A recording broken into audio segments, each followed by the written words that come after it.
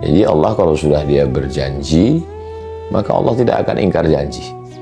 Kalau kita merasa kenapa kita belum mendapatkan, jangan salahkan Allah. Kita yang belum cukup syarat untuk mendapatkan janji Allah Subhanahu wa ta'ala.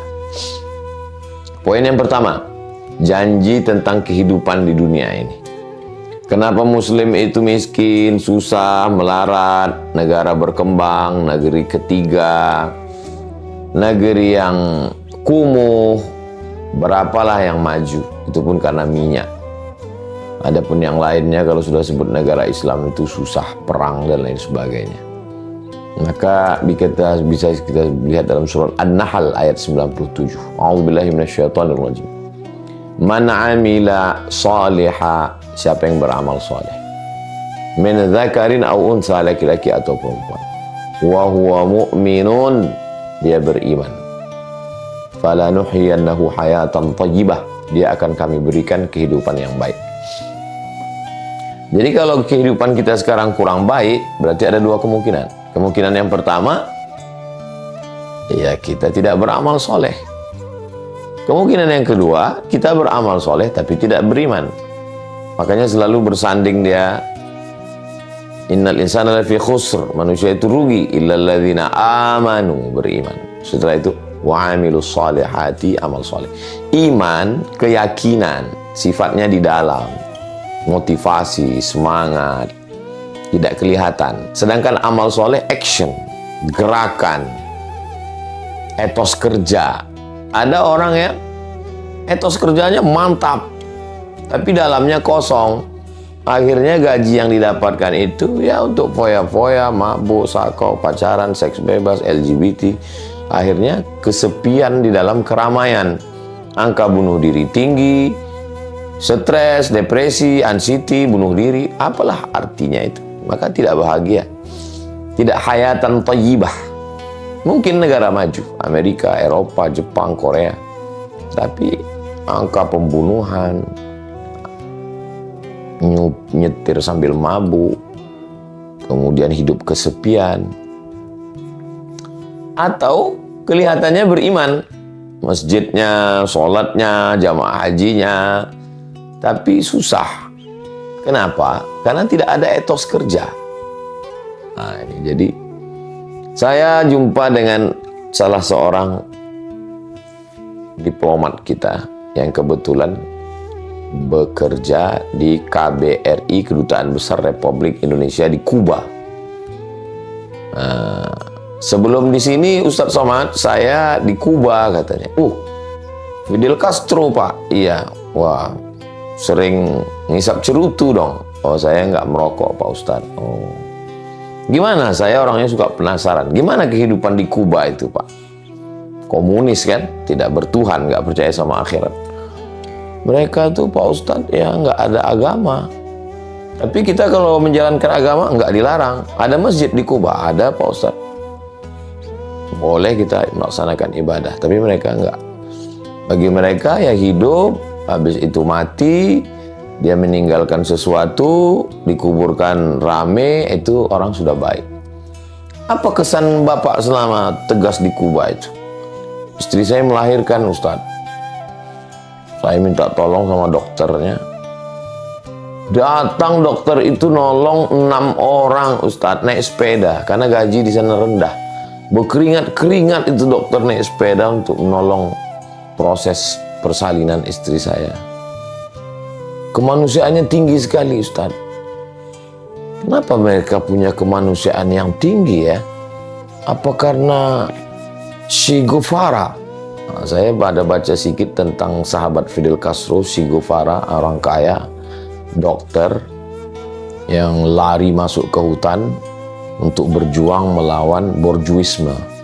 Karena mereka ini komunis yang membela hak orang susah, proletarian. Jadi boleh jadi juga Ustadz, tapi yang jelas mereka kemanusiaannya sangat tinggi. Coba kita bandingkan, mungkin oknum ya, tidak semua dokter yang malpraktek, ikut membantu aborsi, ketika tertangkap di lantai rumah ternyata banyak janin-janin. sombong, angkuh, kemana kemanusiaannya. Tapi ketika berangkat haji dan umroh nangis di pintu Ka'bah. Jadi agama itu hanya untuk pembenaran. Saya tidak mengeneralisir kasusnya semua. Terjadi dalam beberapa orang. Ya dia anggap ini dunia untuk cari duit, halal haram, hantang kromo, bantai saja, riba, sudi, sikut sana, sikut sini, hantam sana, hantam sini. Setelah dapat duit, pergi ke Makkah, nangis di pintu Ka'bah, selesai. Nggak bisa begitu. Itu kedunguan yang dijadikan agama. Maka kata Syekh Muhammad Al-Ghazali, saya khawatir ada orang dungu, lalu ketika dia beragama, kedunguannya dijadikannya agama. Makanya standar keberagamaan kita itu adalah ati Allah wa ati Rasul, ikut Allah Al-Quran, wa ati Rasul, ikut Rasulullah SAW. Sunnah Nabi, kalau tidak paham, tidak ngerti, ikut al-ulama. Teknisinya itu ulama. Al-ulama warathatul anbiya.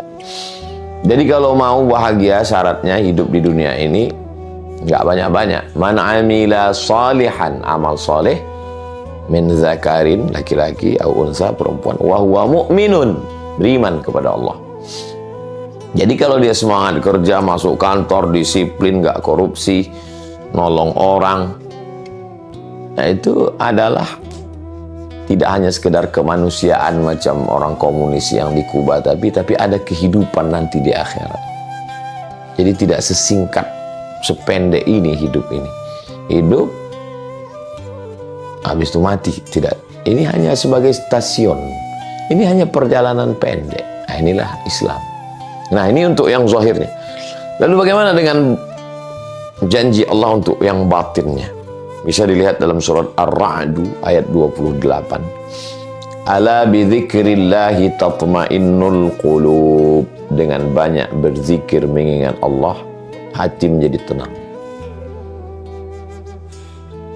Apa yang paling jahat di badan kita ini? Yang paling jahat di badan kita kolesterol. Apalagi gula. Apalagi asam lambung. Apalagi asam urat. Bukan. Yang paling jahat adalah pikiran. Nanti kalau begini, tekanan segala macam, akhirnya naik asam lambung, naik asam urat, naik diabetes, gula, naik kolesterol. Makanya orang gila sehat. Kenapa orang gila itu sehat? Ya karena dia nggak mikir. Makan tidur, lebih sehat dia dari kita. Nah, jadi janji Allah Subhanahu wa taala, ala bi dzikrillah tatmainnul qulub. Dengan berzikir hati akan menjadi tenang. Jadi ketika pikiran kita ini banyak, kita memikirkan sesuatu yang tidak mestinya kita pikirkan. Nanti kalau begini akan begini, gini akan begini, ini akan begini, ini akan, padahal tidak separah itu, tidak sedahsyat itu. Jadi kita berusaha, berikhtiar, beramal, beriman, tawakal, berdoa, serahkan pada Allah. Habis itu, ala bidzikrillah, ingat Allah. Subhanallah, subhanallah, alhamdulillah, alhamdulillah, subhanallah, alhamdulillah, la ilaha illallah, Allahu akbar. La ilaha illallah, la ilaha illallah. Allahumma sholli ala sayyidina Muhammad.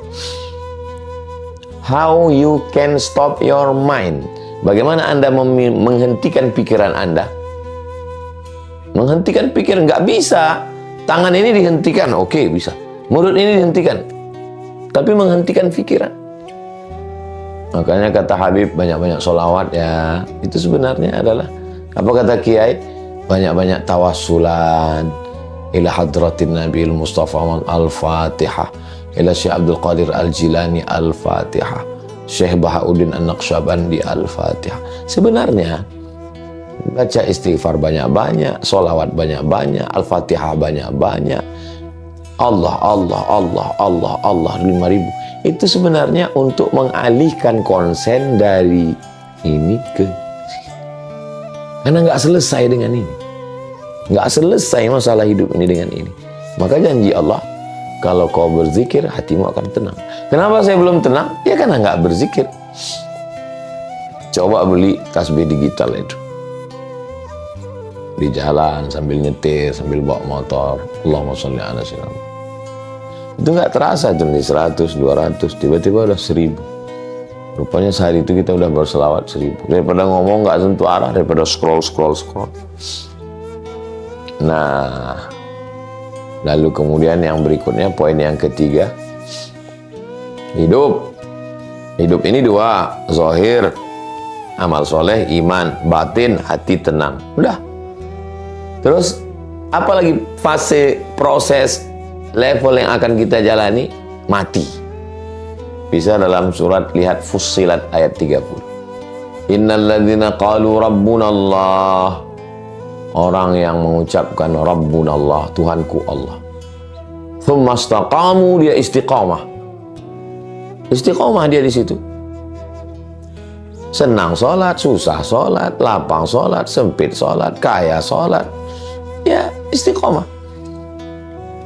Tatanazzalu alaihimul malaikah, turun malaikat. Waktu sakratul maut itu turun malaikat. Apa kata malaikat? Alla takhafu, jangan kau takut. Wala tahzanu, jangan kau sedih. Ini janji Allah ini.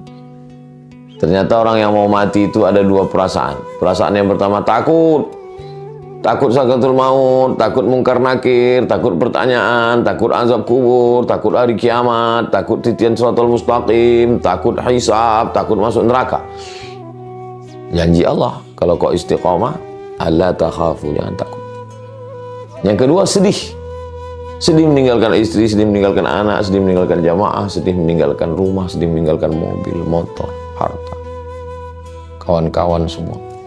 Kata malaikat, wala tahzan. Setelah itu, hilang takutnya, hilang sedihnya, ditanamkan kebahagiaan. Wa absyiru, berbahagialah. Wa absyiru bil jannati allati kuntum tu'adun. Berbahagialah engkau mendapatkan surga yang dijanjikan Allah Subhanahu